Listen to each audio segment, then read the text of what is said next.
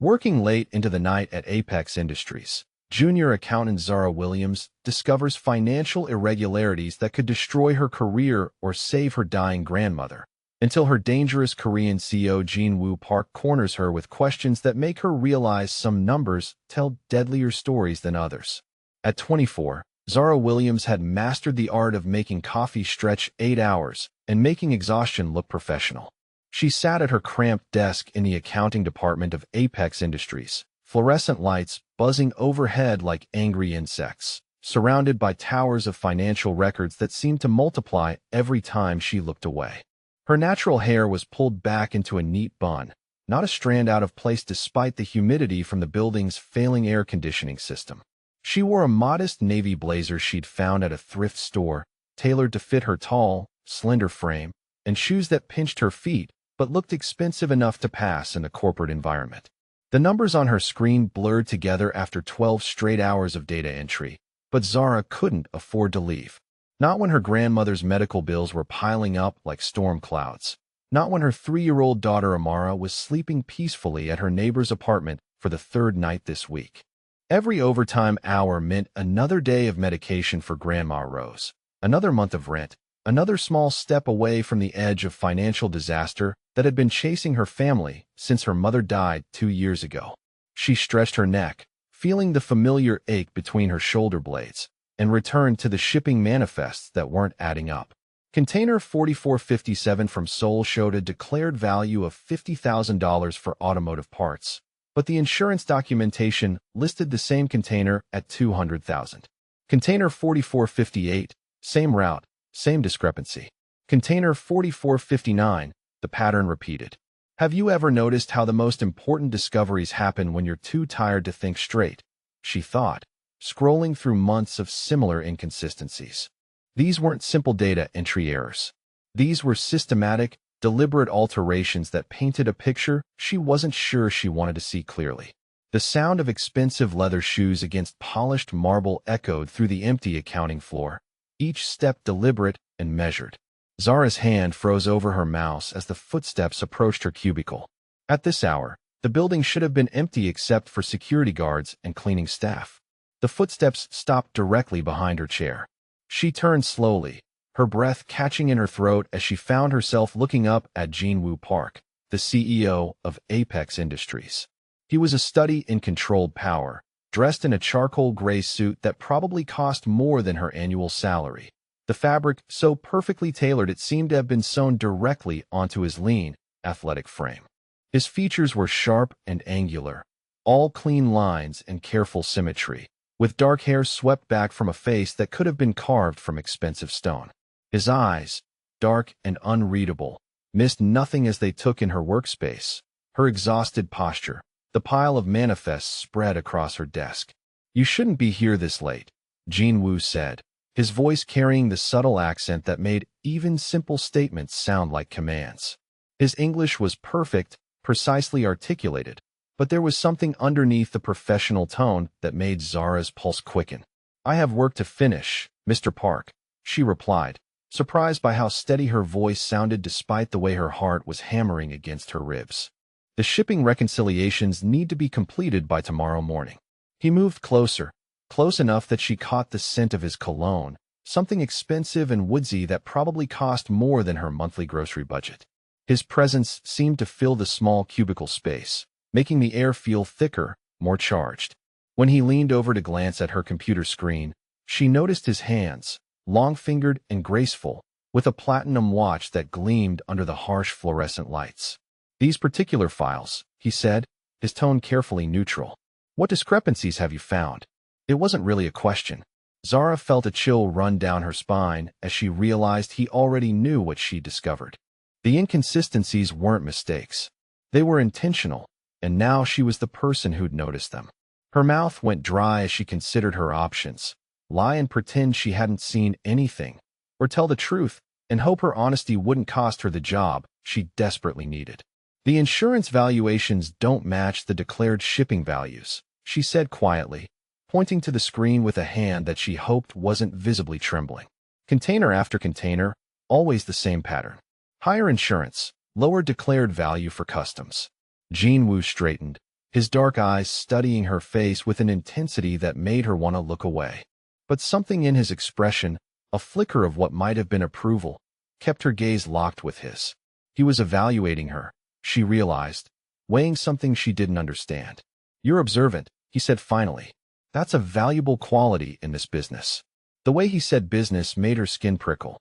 There was weight behind the word, implications she wasn't sure she wanted to explore. She'd taken this job because Apex Industries paid better than other accounting positions, because they didn't ask too many questions about gaps in employment history, because they hired people who needed second chances. She'd never asked why. "Mr. Park," she said carefully, choosing her words like steps across thin ice. "I just input the data. I don't make judgments about business practices." His smile was slight, barely there, but it transformed his entire face from intimidating to something far more dangerous. "Don't look at me like that," she found herself saying, the words slipping out before she could stop them. "Like what?" he asked, and there was amusement in his voice now, a warmth that somehow made him seem even more threatening. "Like you're deciding whether I'm useful or dangerous," Zara said, lifting her chin despite the fear crawling up her throat. "I need this job, Mr. Park. I don't care about shipping manifests or insurance discrepancies. I care about my paycheck and keeping my position here." He studied her for a long moment, and she had the unsettling feeling that he could see straight through her carefully maintained professional facade to the desperation underneath. The overtime hours, the thrift store clothing, the careful budgeting that barely kept her family afloat. "Your grandmother," he said suddenly, and Zara's blood turned cold. "Rose Williams. Stage 4 lung cancer. Treatment at Metropolitan General Hospital. Bills approximately $47,000 and climbing." "How do you know that?" she whispered, her carefully maintained composure cracking.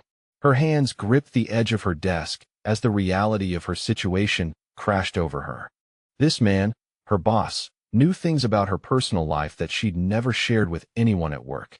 "I know many things, Miss Williams," Jean Wu said, his voice gentle despite the threat implicit in his words. "I know you work 3 jobs to support your family. I know you haven't taken a full day off in 8 months. I know you're exactly the kind of person who notices details others miss." He reached into his jacket pocket and withdrew a business card, placing it on her desk next to the shipping manifests. The card was heavy stock, expensive, with only his name and a phone number embossed in silver. "When you're ready to have a different conversation about your future, call me," he said. "But first, finish reviewing those files. I'm curious to see what else you might discover." The footsteps retreated across the marble floor, leaving Zara alone with the humming fluorescent lights and the growing realization that she'd stumbled into something much larger and more dangerous than simple accounting irregularities. She picked up the business card with trembling fingers, feeling the weight of expensive paper and heavier implications. On her computer screen, Container 4460 waited for her attention, and she had the distinct feeling that the numbers inside would tell a story she wasn't prepared to read. The next morning arrived with a message that would change everything. Jean Wu Park requesting Zara Williams in his private executive office to discuss her findings, where luxury and danger would reveal the true cost of financial security. Zara's hands trembled slightly as she smoothed her skirt outside the double mahogany doors of the executive suite. She'd spent the night staring at her ceiling, Jean Wu's business card on her nightstand like a loaded weapon, while her grandmother coughed herself awake every hour in the next room. The shipping manifest inconsistencies had kept scrolling through her mind, patterns that painted a picture she wasn't sure she wanted to see clearly. The executive assistant, a perfectly groomed woman in her 50s, gestured for Zara to enter. "Mr. Park is waiting for you," she said with a smile that didn't reach her eyes. Jean Wu's office was a monument to wealth and power. Floor-to-ceiling windows overlooked the Seattle skyline, the morning sun streaming through glass, so clean it seemed invisible. The furniture was all dark wood and rich leather, custom pieces that spoke of European craftsmanship and unlimited budgets. A Persian rug covered polished hardwood floors, and the walls displayed what looked like original artwork alongside diplomas from Seoul National University and Wharton. Zara stood in the center of the vast space, feeling like a child in a museum, acutely aware of her second-hand blazer and discount shoes. Everything about this room screamed money, real money, the kind that bought silence and solved problems that ordinary people couldn't imagine. Jean Wu sat behind an enormous desk that probably cost more than her annual salary, wearing a navy suit that fit him like liquid silk. His dark hair was perfectly styled, not a strand out of place, and his expression was unreadable as he gestured for her to sit in one of the leather chairs across from him. "Please, sit," he said, his voice carrying the same controlled authority she'd heard the night before. "Did you finish reviewing the files I mentioned?" Zara lowered herself into the chair, feeling the butter-soft leather conform to her body. She opened the folder she'd brought, hands steady despite the storm of anxiety in her chest. "I found 17 additional containers with similar discrepancies over the past 6 months," she said, her voice professional despite everything. "Insurance values consistently 3 to 4 times higher than declared customs values." Jean Wu leaned back in his chair, fingers steepled, dark eyes studying her face with an intensity that made her skin prickle. "What do you think that means, Miss Williams?" "It means someone is either committing insurance fraud or customs fraud," she said quietly. "Or both. And since the pattern is systematic, it means someone very high up in this company is aware of it." His smile was slight but genuine, transforming his stern features into something almost warm. "You're very direct. I appreciate that quality in people I work with." The way he said "work with" made her stomach tighten. There was weight behind those words, implications that stretched far beyond normal employer-employee relationships. She shifted in her chair, feeling like prey under the gaze of a very sophisticated predator. "Mr. Park, I need to understand what kind of company I'm working for," she said, surprising herself with her boldness. "Because those shipping manifests tell a story that has nothing to do with legitimate business." Jean Wu stood and moved to the windows, his hands clasped behind his back as he gazed out at the city below. "Apex Industries is a very successful shipping and logistics company," he said, his voice carefully measured. "We move cargo between Asia and the Pacific Northwest. Electronics, automotive parts, textiles, all perfectly legal merchandise." "But," Zara pressed, rising from her chair to face him. He turned, and the look in his eyes made her breath catch. "But some of our clients require additional services, discrete financial arrangements, protection for sensitive shipments, consulting on matters that traditional businesses might find complicated." "Protection," she repeated, the word tasting dangerous on her tongue. "This is a complex world, Miss Williams," Jean Wu said, moving closer until she could smell his expensive cologne, could see the fine weave of his suit fabric.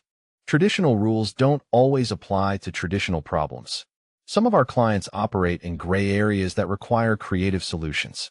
"You're talking about money laundering," she said, the words barely a whisper. "And probably worse." "I'm talking about providing services that help people solve problems," he replied, his voice gentle despite the steel underneath. "The same way you solve problems for your grandmother. The same way you solve problems for your daughter." Her blood turned cold at the mention of Amara. "How much do you know about my life?" she asked, her voice shaking now.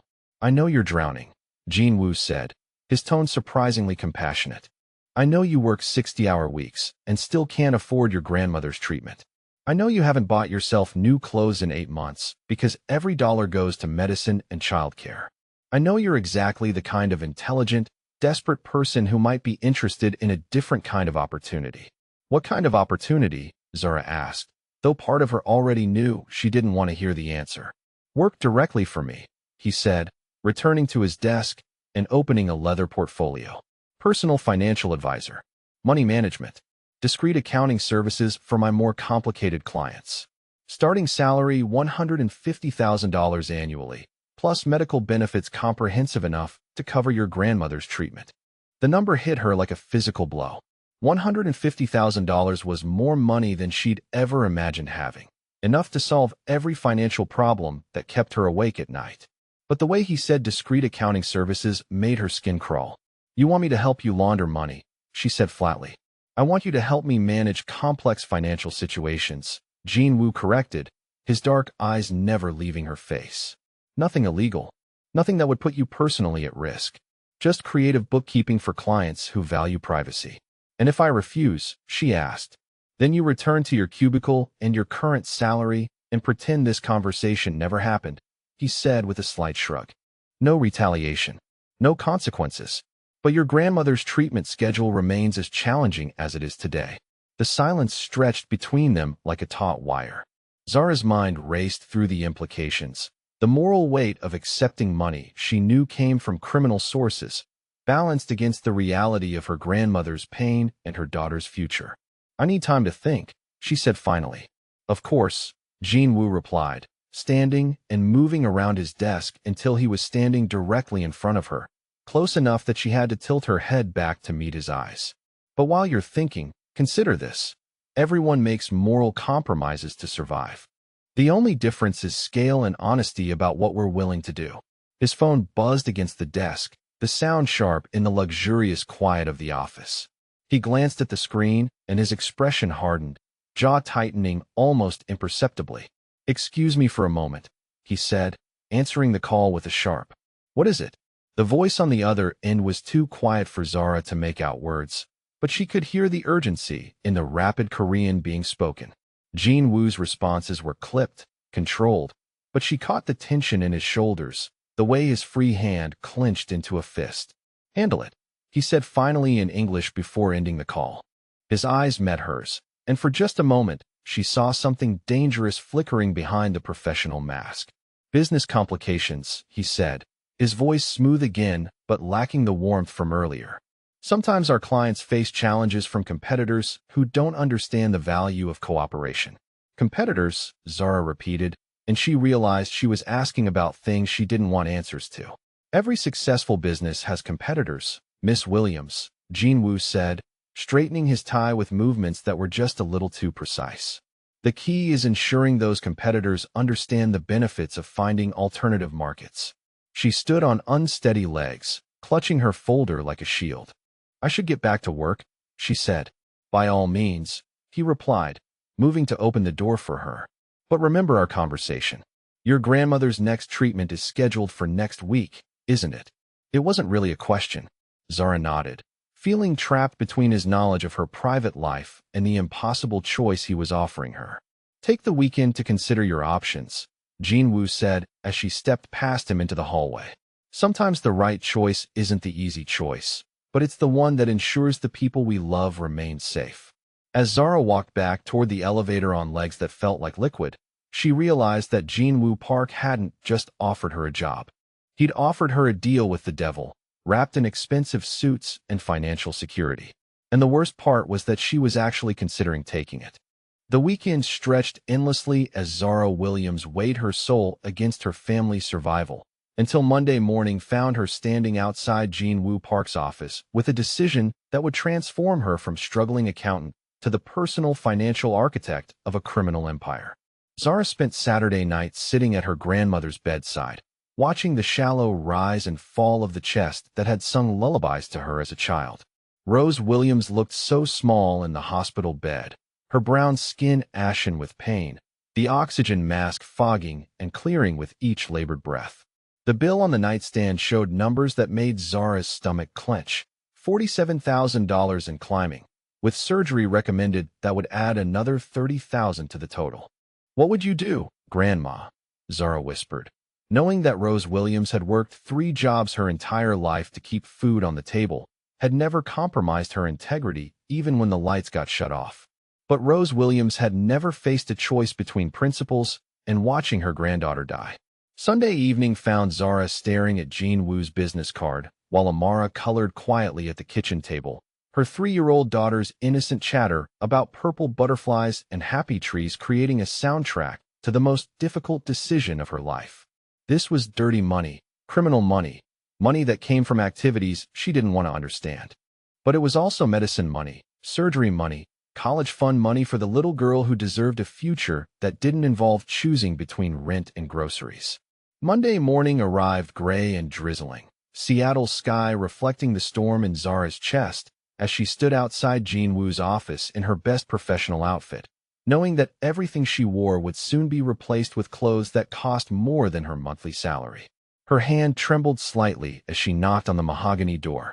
"Come in," Jean Wu's voice called, and she stepped into the luxurious office that might become her second home. He was reading financial reports at his desk, morning sunlight streaming through the floor-to-ceiling windows behind him, casting him in silhouette like some dangerous angel in an expensive suit. When he looked up, his dark eyes studied her face with an intensity that made her pulse quicken. "I accept your offer," she said before he could speak, the words coming out stronger than she felt. "But I have conditions." Jin-Woo leaned back in his leather chair, a small smile playing at the corners of his mouth. "I'm listening, Miss Williams." "I'm not a criminal," Zara said, moving closer to his desk, her chin lifted despite the fear crawling up her throat. "I won't do anything that puts me at legal risk. I won't touch drug money. I won't help with anything violent. I keep books and manage finances, nothing more." His smile widened, transforming his stern features into something almost warm. "You think I'm asking you to become a criminal, aren't you?" she challenged, surprising herself with her boldness. "I'm asking you to become a problem solver," Jin-Woo said, standing and moving around his desk until he was close enough that she could smell his cologne, woodsy and expensive. "Every business has complications, Miss Williams. Mine simply require more creative solutions than most." "Creative solutions," she repeated, tasting the euphemism.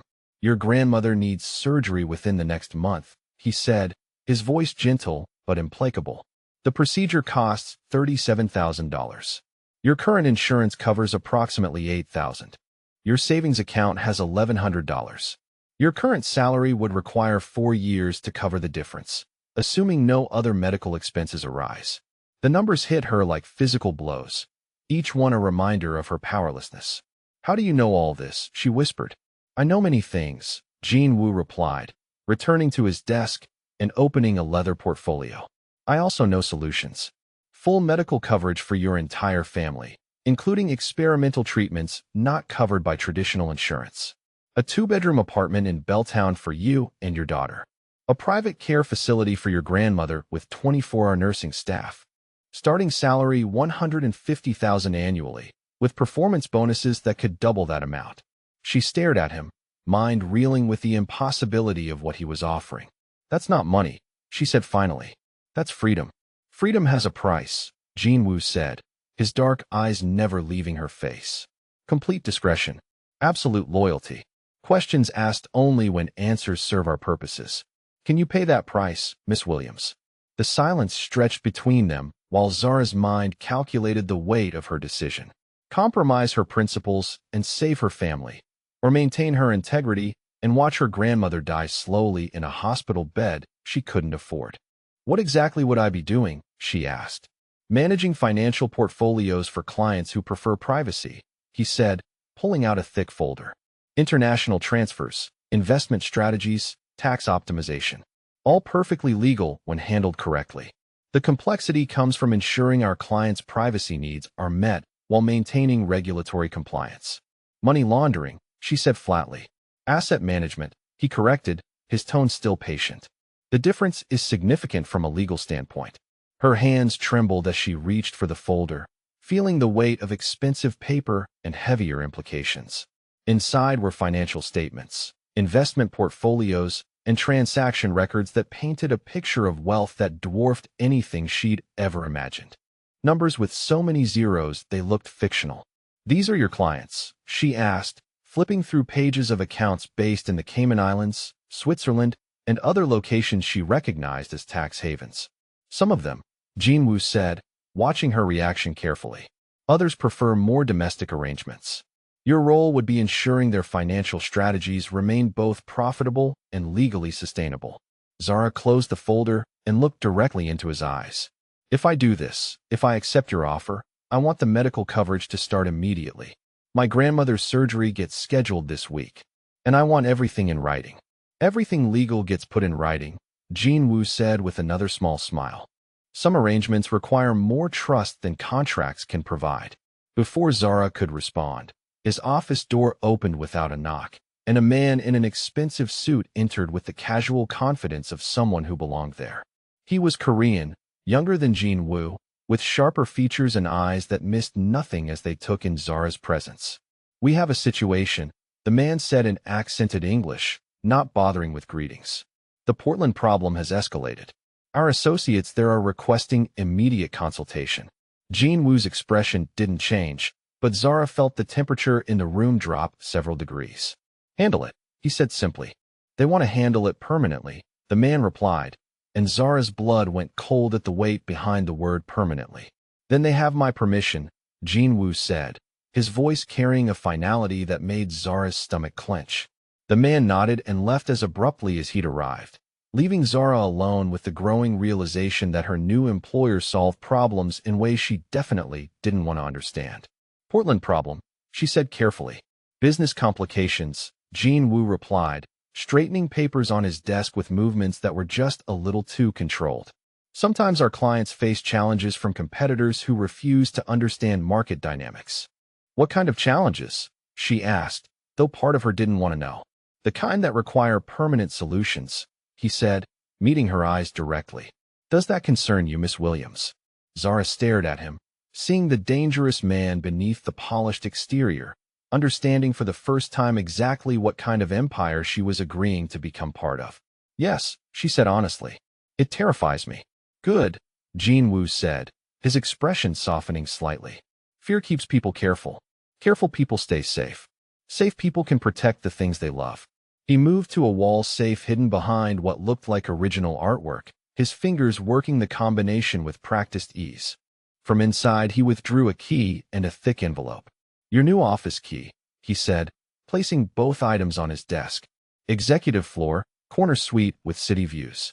The envelope contains your first month's advance and petty cash for appropriate professional attire. My assistant will provide you with a list of preferred shops where the staff understand discretion." Zara picked up the key, feeling the solid weight of expensive metal. "How do you know I won't take the money and disappear?" she asked. "Because you're not that kind of person," Jin-Woo said with certainty that was somehow more intimidating than any threat. "And because disappearing wouldn't solve your grandmother's medical situation." She opened the envelope with trembling fingers, revealing more cash than she'd ever seen in one place. $20,000 in neat stacks, enough to transform her life overnight. "There's one more thing," Jin-Woo said, his voice taking on a different quality, something almost vulnerable. "My empire was built from nothing, Miss Williams. My family lost everything when I was 16. Everything. Home, business, security, respect. Other families took what was ours and left us with nothing but the understanding that power is the only protection that matters." He moved to the window, hands clasped behind his back as he gazed out at the city below. "I built this from ruins," he continued, his voice quiet but intense. "Every client, every alliance, every carefully managed risk. I did it so that no one could ever take everything from me again." "Why are you telling me this?" Zara asked. "Because you deserve to understand what you're joining," he said, turning to face her. "This isn't just business, Miss Williams. This is family, and family protects each other, no matter what the cost." The way he said family made her chest tighten with emotions she didn't want to examine. There was loneliness in his voice, a hunger for connection that his wealth and power couldn't satisfy. "I should get started," she said, clutching the key and envelope like lifelines. "Your office is ready," Jin-Woo said, returning to his professional demeanor. "My assistant will show you to your new workspace and provide you with the initial client files. We work closely together, Miss Williams. Very closely. I hope that won't be a problem." The way he said closely made her pulse race in ways that had nothing to do with fear and everything to do with the dangerous attraction she'd been fighting since their first meeting in the accounting department. "As long as we maintain professional boundaries," she said, though her voice sounded less certain than she intended. Jin-Woo's smile was slow and knowing, transforming his entire face. "Professional boundaries, Miss Williams, can be surprisingly flexible when the right circumstances arise." Zara left his office with her head spinning and her future completely transformed, walking toward an elevator that would carry her to a corner suite and a life she'd never imagined, wondering if she'd just saved her family or sold her soul to the most dangerous man in Seattle.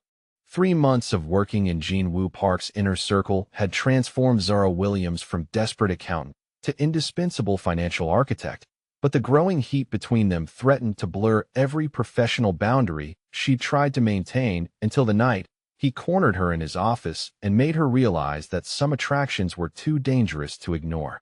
The corner suite on the executive floor had become Zara's sanctuary, and her prison. Floor-to-ceiling windows offered a stunning view of Elliott Bay, the water stretching endlessly toward mountains that rose like sleeping giants against the Seattle sky. Her desk was polished mahogany that probably cost more than her old annual salary, surrounded by leather furniture that whispered wealth with every creak. The financial statements spread across her workspace told stories of money moving through accounts like water through tributaries, flowing from sources she didn't examine too closely toward destinations that served purposes she was learning not to question. Jean Wu had been right about her talent for creative problem-solving. In 3 months, she'd streamlined his financial operations, identified tax optimization strategies that saved his clients millions, and developed investment portfolios that balanced profitability with the kind of privacy that his associates required. Her grandmother was recovering from successful surgery in a private care facility that felt more like a luxury hotel, and Amara attended a prestigious daycare where security was discreet but thorough. The transformation had been complete and terrifying. Designer clothes hung in her apartment closet, tailored pieces that fit her tall frame perfectly and cost more than she used to spend on food in 6 months. Her natural hair was professionally styled every 2 weeks at a salon where the staff spoke 3 languages and asked no questions about their clients' occupations. She drove a leased BMW that Jean Wu's people had arranged, ostensibly for client meetings, but really because he decided his financial advisor needed transportation that reflected the company's success. What she hadn't anticipated was how working closely with Jean Wu would chip away at her carefully constructed emotional barriers. Late nights reviewing investment strategies had become extended conversations about everything from classical music to international politics. Business dinners with clients had evolved into quiet meals where they discussed books, family, dreams that had nothing to do with money or power. She discovered that beneath the controlled exterior was a man who read poetry in 3 languages, who remembered every detail she'd ever shared about her daughter, who brought her coffee exactly the way she liked it without being asked. Tonight felt different from the moment she'd arrived at the office that morning. Jean Wu had been tense, his usual controlled demeanor replaced by something sharper, more predatory. Phone calls in rapid Korean had punctuated the day, his responses growing more clipped with each conversation. She'd learned enough about his business to recognize the signs of serious problems, the kind that required solutions she didn't want to understand. The building had emptied hours ago, but they remained in his office, supposedly reviewing quarterly reports that needed to be submitted to their overseas partners. The real work had been finished before dinner, but neither had made any move to leave.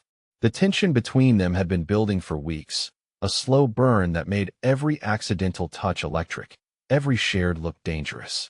"You should go home," Jean Wu said from behind his desk, not looking up from documents he'd been staring at for 20 minutes without turning a page. "Your daughter is expecting you." "Amara is spending the night with my neighbor," Zara replied, not mentioning that she'd arranged the sleepover specifically because she'd known tonight would run late. "Mrs. Chen spoils her with too much ice cream and Korean dramas." Jean Wu's mouth curved slightly at that, his first real smile all day. "Mrs. Chun has excellent taste in entertainment." "She does," Zara agreed, rising from her chair to file the completed reports in the secure cabinet. "But she also thinks you're too skinny and need a wife to cook for you properly." The silence that followed her words felt charged, dangerous. When she turned from the filing cabinet, Jean Wu was standing directly behind her, close enough that she could smell his cologne, could see the fine weave of his charcoal suit. He'd moved with that predatory quiet she'd noticed before, the way he could cross a room without making a sound. "Mrs. Chun sounds like a wise woman," he said, his voice lower than usual. "Don't," Zara said, but her voice came out breathless instead of firm. "Don't what?" Jean Wu asked, taking another step closer until she was trapped between his body and the filing cabinet. "Don't look at me like that," she said, the words she'd spoken months ago in her cramped cubicle taking on entirely different meaning in the intimate space of his office. "Like what?" he asked, reaching out to brush a strand of hair from her face, his fingertips grazing her cheek in a touch that sent fire racing along her nerve endings. "Like I'm something you want to possess," she whispered, even as her body betrayed her by leaning into his touch. "You are something I want to possess," Jean Wu said, his honesty brutal and beautiful. "You're something I need to possess. You make this empire worth building, Zara. You make all of it mean something beyond power and profit. The way he said her name, like a prayer and a claim, made her knees weak. This is dangerous, she said, her hands coming up to rest against his chest, feeling the solid warmth of him through the expensive fabric. I know, he said, his other hand settling on her waist, spanning her ribcage with proprietary familiarity. Everything worth having is dangerous. We work together, she protested weakly. We can't mix business with personal. It's unprofessional. Professional boundaries, he said, echoing her words from months ago, his mouth curving in that dangerous smile. Those boundaries seem very arbitrary when you're the only person who understands what I've built here. Before she could respond, his office phone erupted in sharp rings that shattered the intimate atmosphere. Jean Wu's expression hardened instantly, the tender moment dissolving as he stepped back to answer the call. What? He barked into the receiver, his voice carrying an edge that made Zara's skin prickle. The voice on the other end was speaking rapid Korean, urgent and distressed. Zara couldn't understand the words, but the tone sent chills down her spine. Jean Wu's responses were clipped, controlled, but she could see the tension building in his shoulders, the way his free hand clenched into a fist. When, he asked in English, and then, are you certain it was intentional? More Korean followed, and Jean Wu's expression grew darker with each word. Send everyone home early, he said finally. Full security protocols. No one moves alone until this is resolved. He ended the call and stood motionless for a long moment, staring at the phone as if it contained answers to questions he didn't want to ask. What's wrong? Zara asked, though part of her didn't want to know. Jean Wu looked at her, and for the first time since she'd known him, she saw something like fear in his dark eyes. The Lee family has made their position clear, he said, his voice carefully controlled. They've decided that my recent business success represents a threat to their operations. The Lee family, she repeated, remembering mentions of other Korean organizations from overheard conversations. My competitors, Jean Wu said, moving to the window to gaze out at the city lights below. They control territory I've been expanding into. Apparently, they've decided that diplomacy is no longer an adequate solution to our disagreement. What does that mean? Zara asked, though the ice forming in her stomach suggested she already knew. It means they've moved beyond economic warfare, Jean Wu said, turning to face her with an expression that made her blood run cold. They burned down one of my warehouses tonight. No one was hurt, but the message was clear. What message? She whispered. That they're willing to escalate to violence, he said, pulling out his phone to send rapid text messages. And that they know exactly which assets are most valuable to me. Assets, she repeated, the word tasting strange on her tongue. Jean Wu's eyes met hers, and she saw the truth there before he spoke. They mentioned my accountant specifically, Zara. They know your name. They know where you live. They know about Amara. The world tilted around her as the reality crashed over her. She wasn't just an employee anymore. She was a target, a weakness they could exploit, a pressure point that could be used to destroy the man who'd given her everything. They threatened my daughter, she said, the words coming out flat and deadly. They threatened everything that matters to me, Jean Wu replied, his voice carrying a finality that made her skin crawl. Which means they've made a fundamental miscalculation about what I'm willing to do to protect what's mine. The possessive pronoun hit her like a physical blow. She was his now, in ways that went far beyond employment contracts or professional relationships.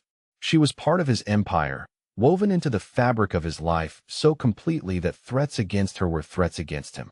What do we do? She asked. We ensure your safety, Jean Wu said, already moving toward his desk to make more calls. Starting tonight, you and Amara will stay in the secure apartment I maintain for situations like this. 24-hour security, controlled access, completely isolated from your normal routines. For how long? Zara asked. Until the Lee family understands that some lines should never be crossed, he said, his voice carrying undertones that made her shiver. Before she could ask what that meant, Jean Wu was speaking rapid Korean into his phone, arranging security details and safe houses with the efficiency of someone who'd planned for every contingency. As she listened to him orchestrate her protection, Zara realized that she'd crossed a line that could never be uncrossed. She wasn't just his financial advisor anymore. She was his weakness, his vulnerability, the thing he would kill to protect. And the most terrifying part was that she wanted his protection, craved the safety of his dangerous embrace, needed to belong to someone powerful enough to keep the wolves at bay. When he ended his calls and turned back to her, his expression was gentle despite the steel underneath. "You're safe now," he said, reaching out to take her hands in his. "I'll never let anything happen to you or Amara. I promise." "Why?" she asked, searching his face for answers that would make sense of the intensity in his voice. "Because 18 years ago, I lost everyone who mattered to me," Jinwoo said, his voice carrying a weight of old pain. "My family, my home, everything that made me who I was. Other families took it all and left me with nothing but the determination to become powerful enough that no one could ever take anything from me again." He moved closer, his hands framing her face with surprising tenderness. "You and Amara aren't just my employees, Zara. You're my second chance. You're the family I thought I'd never have again. And I will burn down anyone who tries to take you from me." The promise in his voice was absolute, terrifying, and exactly what she needed to hear. As he pulled her into his arms, Zara realized that professional boundaries had become irrelevant the moment someone threatened her daughter. She belonged to Jinwoo Park now, completely and irrevocably, and for the first time in months, that felt like the safest place in the world. The safe house had felt like a luxury prison until the moment Jinwoo's phone erupted with the call that would shatter every remaining barrier between them and force Zara to confront exactly how far she'd fallen into his dangerous world. For days in the penthouse safe house had created an intimate bubble that felt both protective and suffocating. Amara had adapted to the change with the resilience of childhood, delighted by the floor-to-ceiling windows overlooking the sound and the endless supply of art supplies Jinwoo's people had provided. She'd been drawing pictures of purple dragons and happy princesses, completely oblivious to the armed security detail that monitored every entrance and exit with military precision. Zara had found herself in the strange position of playing house with a man who commanded an empire built on violence and fear. Jinwoo had been staying in the safe house as well, ostensibly to coordinate security operations, but really because he couldn't bear to let her out of his sight. They'd fallen into an easy domestic rhythm that felt dangerously natural. Coffee together in the morning while Amara ate cereal and chattered about her drawings, quiet dinners after her daughter was asleep, late nights on the couch discussing everything except the armed guards outside their door. The sexual tension between them had become a living thing, crackling in the air every time they were alone. Jinwoo would brush past her in the kitchen, his hand lingering on her waist a moment too long. She'd catch him watching her with an intensity that made her skin flush, dark eyes following her movements with proprietary interest. They'd been circling each other for days like predators, the confined space making every interaction charged with possibility. She was curled on the leather sofa reviewing financial reports when Jinwoo's phone rang with the tone he'd assigned to emergency calls. He answered on the first ring, his voice sharp and controlled. "Tell me," he said in English, and Zara felt the temperature in the room drop several degrees. The voice on the other end was speaking rapid Korean, urgent and distressed. Jinwoo's face went completely expressionless, which she'd learned was more dangerous than any display of anger. His responses were monosyllabic, controlled, but she could see the tension building in his shoulders, the way his free hand slowly clenched into a fist. When, he asked, and then, proof of life. Now, more Korean followed, and Jinwoo's expression grew darker with each word. His eyes found hers across the room, and she saw something there that made her blood freeze. "Put her on," he said finally, and the silence that followed felt like the world holding its breath. "Zara, baby," a familiar voice crackled through the phone speaker, weak and scared but unmistakably her grandmother. "Grandma Rose," Zara gasped, jumping to her feet as understanding crashed over her like cold water. No, no, no. I'm okay, honey," Rose Williams said, but her voice was shaking. "They just want to talk to your boss about business. Don't you worry about me." The line went dead, and Jinwoo set his phone down with movements that were too controlled, too precise. His dark eyes met hers, and she saw the storm building behind his calm facade. "They took her from the care facility," he said, his voice flat and deadly. "Professional extraction. No guards injured, minimal security footage. They know exactly what they're doing. Zara's legs gave out, and she collapsed back onto the sofa as the reality crashed over her. "This is my fault," she whispered, her hands shaking as she pressed them against her mouth. "I did this. By working for you, by getting involved in your world, I put her in danger." Jinwoo moved toward her with predatory grace, kneeling in front of the sofa so they were eye level. "Listen to me very carefully," he said, his voice gentle despite the steel underneath. "This is not your fault.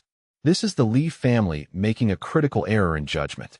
They have my grandmother," Zara said, tears streaming down her face. "They have the most important person in my world, and they're using her to hurt you through me." "Yes," Jinwoo said, reaching out to frame her face with his hands. "And they've just guaranteed their own destruction." "What does that mean?" she asked, though the ice in his voice made her afraid to know the answer. "It means I'm going to retrieve your grandmother," Jinwoo said, standing and moving toward the secure phone system in the corner of the room. "And I'm going to ensure the Lee family understands that some lines should never be crossed." "How?" Zara asked, following him across the room. "By reminding them why other families choose cooperation over conflict when dealing with my operations," he said, his fingers flying over the phone keypad as he made rapid calls in Korean. She stood behind him as he orchestrated what sounded like a military operation, his voice never rising above conversational level despite the urgency of his instructions. He was calling in favors, mobilizing resources, activating networks she hadn't known existed. Every response was immediate, decisive, absolute. When he finished the calls, Jinwoo turned to find her staring at him with an expression he couldn't quite read. "What happens to them?" she asked quietly. "To the people who took her. They stop being a problem," he said, his honesty brutal and necessary. "Permanently. You're going to have them killed," she said, the words coming out flat and strange. "I'm going to eliminate a threat to my family," Jinwoo corrected, moving closer until he could see the fear and acceptance warring in her eyes. "Does that frighten you, Zara?" "Yes," she admitted, "but not as much as losing her does." His expression softened slightly at her honesty. "Your grandmother will be home safely within 6 hours," he said, pulling out his phone to check encrypted messages. "My people are already moving. The Lee family chose to threaten the one thing I value above my own life, which means they've forfeited any claim to mercy." "What can I do?" Zara asked. "Stay here with Amara," Jinwoo said, reaching out to touch her cheek. "Stay safe. Let me handle this the way it needs to be handled." "I can't just sit here," she protested. "Yes, you can," he said, his voice carrying absolute authority.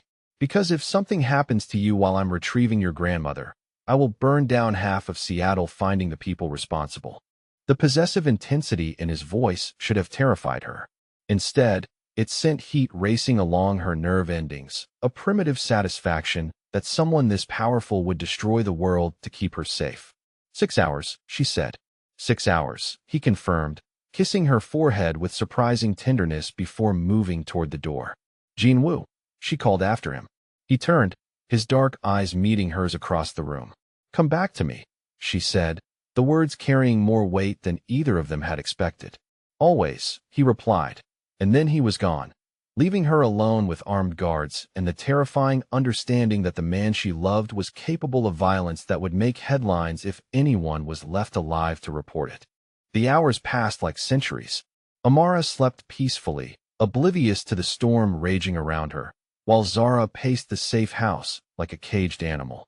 She tried reading, tried working, tried anything that would stop her mind from imagining what Jinwoo was doing to retrieve her grandmother. When his key finally turned in the lock at 3 in the morning, Zara was waiting by the door. Jinwoo stepped inside, his expensive suit rumpled and stained with something she didn't want to identify. His usually perfect hair was disheveled, and there was a darkness in his eyes that spoke of things done in shadows. "Is she safe?" Zara asked. "She's back at the care facility," Jinwoo said, his voice hoarse with exhaustion. "Extra security, private medical staff, comfortable and protected. She asked me to tell you she's proud of you for finding a man who keeps his promises." Zara launched herself into his arms, not caring about the stains on his suit or the metallic scent that clung to him. He caught her against his chest, his arms wrapping around her with desperate intensity. "Is it over?" she whispered against his neck. "The Lee family is no longer operational in the Pacific Northwest," he said, his voice muffled against her hair. Their leadership has been permanently relocated to locations where they can no longer threaten my interests. Relocated, she repeated. Eliminated, Jean Wu corrected, pulling back to look into her eyes. Does that change how you feel about me, Zara? Knowing what I'm capable of when my family is threatened. She studied his face, seeing the man who'd brought her grandmother home safely, who'd moved heaven and earth to protect the people she loved, who'd risked everything to eliminate threats she couldn't fight herself. No, she said, her voice steady and sure. It makes me understand who you really are.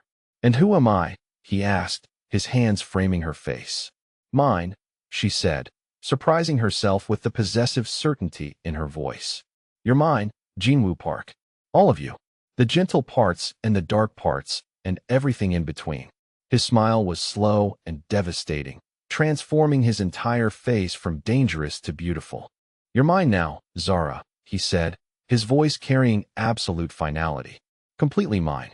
No professional boundaries, no emotional barriers, no pretending this is anything other than what it's always been. What has it always been? She asked, though her racing pulse suggested she already knew. Forever, he said, lowering his mouth to hers in a kiss that tasted like promises and possession. When they finally broke apart, both breathing hard, Jinwoo pressed his forehead against hers. I love you, he said, the words coming out like a confession. I love you and Amara and the life we're building together. And I will destroy anyone who tries to take that away from me. I love you too, Zara whispered back, accepting the weight of what that meant in his world. All of you, even the parts that terrify me. As he carried her toward the bedroom they'd been pretending not to share, Zara realized that she'd crossed the final line tonight. She wasn't just his employee or his lover or even his partner. She was his family, claimed and protected and possessed by a man who would burn down the world to keep her safe. And for the first time in her life, that felt like exactly where she belonged. 3 weeks after the Lee family ceased to exist, Zara Williams woke up in Jinwoo Park's bed as the woman who would become his wife and equal partner in an empire built on protection, power, and the kind of love that eliminated obstacles permanently. The morning sun streamed through the floor-to-ceiling windows of Jinwoo's penthouse, casting golden light across the California king bed, where they'd finally stopped pretending their relationship was anything other than permanent. Zara stretched against Egyptian cotton sheets that probably cost more than her old monthly salary, feeling the unfamiliar weight of the platinum engagement ring Jinwoo had slipped onto her finger the night before. The proposal had been characteristically direct. No public displays, no restaurant dramatics, just Jinwoo kneeling beside their bed with a ring that had belonged to his grandmother, the only family heirloom he'd managed to save before his world had burned down 18 years ago.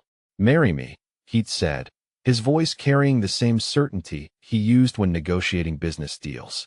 Not because you need protection or financial security, but because I need you to be my wife. I need this to be forever. Her answer had been equally simple. Yes, she'd whispered, understanding that she was accepting more than marriage. She was accepting partnership in an empire, shared responsibility for decisions that affected dozens of families, and the kind of power that most people never imagined existing. Jinwoo emerged from the bathroom already dressed in one of his perfectly tailored suits, his dark hair still damp from the shower. The domestic intimacy of watching him adjust his tie while she lounged in bed felt surreal after months of careful professional boundaries. Amara is having breakfast with Mrs. Chun, he said, sitting on the edge of the bed to kiss her forehead. Your grandmother called to confirm lunch plans this afternoon. Apparently she has opinions about wedding venues. Zara laughed, imagining Rose Williams directing the planning of what would undoubtedly be the most expensive wedding Seattle had seen in years. She probably has opinions about everything, she said. She does, Jinwoo agreed with a smile that transformed his stern features. She also approved the security detail I've assigned to Amara's school. Apparently your grandmother has decided that anyone who threatens her great-granddaughter deserves whatever consequences I see fit to provide. The casual mention of violence woven into family protection should have disturbed her. Instead, Zara felt a warm satisfaction that her daughter would grow up in a world where threats were eliminated before they could become problems. We need to discuss the business arrangements, Jinwoo said, his tone shifting to the controlled authority she'd learned meant serious negotiations were about to begin. "What business arrangements?" she asked, though her pulse quickened with anticipation. "Your role in the organization," he said, standing and moving to the window that overlooked his carefully constructed kingdom. "Marriage provides legal protections that employment contracts cannot. Spousal privilege, shared asset protection, inheritance rights that ensure continuity if anything happens to me." "Jinwoo," she started, but he held up a hand. "I'm not planning to die anytime soon," he said with a slight smile. "But successful empires require succession planning. You understand my operations better than anyone. You've proven your loyalty under pressure that would have broken most people. And you have something I've never had, the ability to see legitimate growth opportunities alongside our more traditional revenue streams." He returned to the bed, pulling out a leather portfolio that contained documents she recognized as incorporation papers, partnership agreements, and what looked like ownership transfers. "I'm making you a full partner, Zara," he said, his voice carrying the weight of absolute decision. 50% ownership in all legitimate operations. 25% voting rights in the family council. Your own office suite, your own security detail, your own budget for operations you want to develop. She stared at the papers, mind reeling with the implications. "You're giving me control over millions of dollars," she said. "I'm giving you control over billions of dollars," Jinwoo corrected. "And the infrastructure to protect it. Welcome to the family business, Mrs. Park." "Mrs. Park," she repeated, tasting the name that would replace Williams within the month. "It has a nice sound," he said, leaning down to kiss her with the possessive intensity that had become familiar and addictive. 2 hours later, they stood in what would become Zara's new office space, a corner suite on the executive floor that rivaled Jinwoo's in luxury and exceeded it in technology. The walls were lined with monitors displaying real-time financial data from markets across 3 continents, and the secure communication system could connect her instantly to associates in 12 countries. "This is your domain," Jinwoo said, gesturing to the sophisticated setup his people had installed over the weekend. "Full autonomy over investment strategies, international partnerships, and legitimate business development. Your decisions are final, your authority is absolute." "What about the other operations?" she asked. "The ones that aren't entirely legitimate." "Those remain my responsibility," he said, though his smile suggested he appreciated her directness. "You manage the money. I handle the complications that keep the money flowing safely." It was a perfect division of labor that played to both their strengths, while keeping her legally insulated from activities she preferred not to understand completely. She would build the empire's legitimate face while he maintained its necessary shadow operations.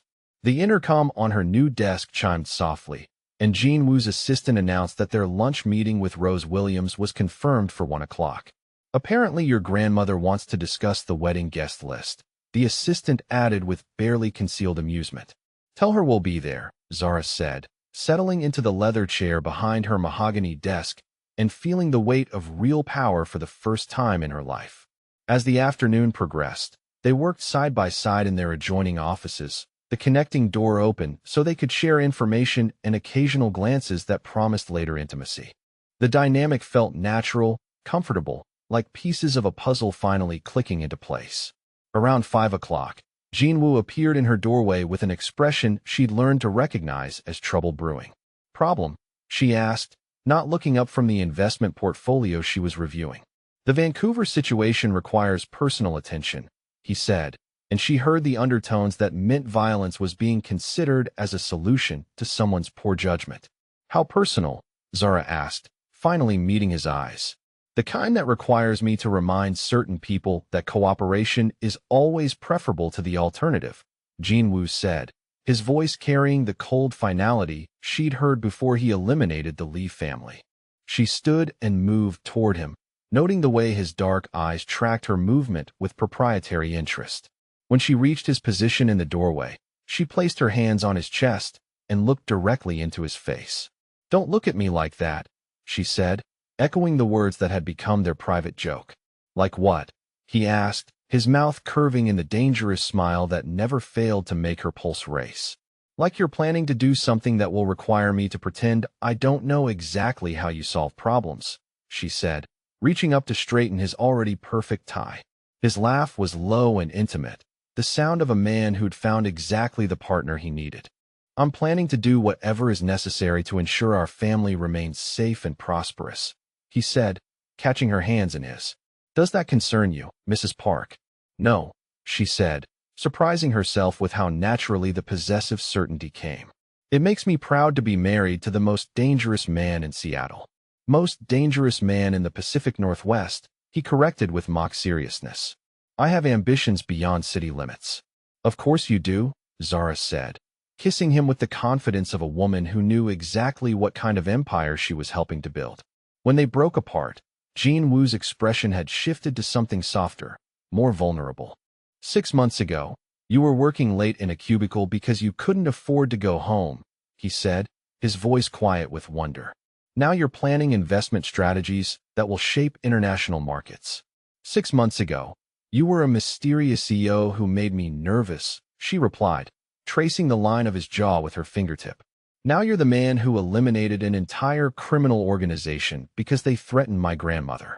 And now, he said, pulling her closer. Now I'm home, Zara finished, understanding finally what that word meant when applied to a person instead of a place. As they stood together in the doorway between their offices, surrounded by the empire they would build together, Zara reflected on the journey that had brought her from desperate accountant to criminal queen. She'd traded her principles for her family's survival and discovered that some compromises led to power beyond imagination. She'd accepted the protection of a dangerous man and found herself falling in love with both his darkness and his devotion. Tonight, Jean Wu would fly to Vancouver to handle problems that required his particular brand of negotiation. Tomorrow, she would wake up in their shared bed and spend the day managing investments worth more than most countries' annual budgets. Next month, they would be married in a ceremony attended by politicians, business leaders, and people whose names never appeared in newspapers for very good reasons. And somewhere in the future, Amara would grow up knowing that her mother had found a way to transform struggle into strength, had chosen love that came with ultimate protection, had built a legacy that would ensure no one in their family would ever be powerless again. The struggling waitress was gone, replaced by a woman who could move millions with a phone call, and who slept peacefully knowing that the man beside her would eliminate any threat before it could touch their family. It was a transformation that had cost her innocence but gained her a kingdom, and as Jean Wu's wife and partner, she would help rule it with the kind of grace that disguised absolute power. In her new world, problems disappeared permanently, financial security was never questioned, and love came with the kind of protection that made headlines when people were foolish enough to test it. She had become exactly the woman she needed to be to survive and thrive in Jean Wu Park's dangerous empire. And for the first time in her life, Zara Williams Park felt completely, utterly, perfectly safe.